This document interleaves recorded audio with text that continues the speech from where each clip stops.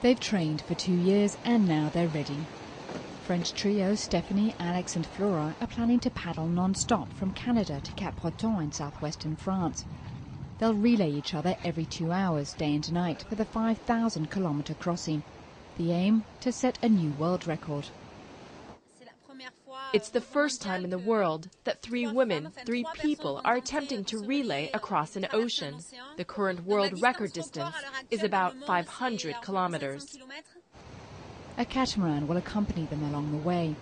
It's somewhere to sleep and eat and provides 24-hour security if anything goes awry. Because even for an award-winning team with international titles to their names, the journey is bound to be tough.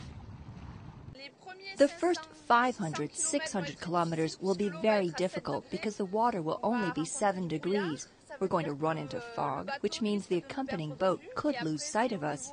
And then there's our physical condition and the risks of injuries like tendinitis or skin problems that are common when you paddle. After all, we'll be paddling almost 8 hours a day.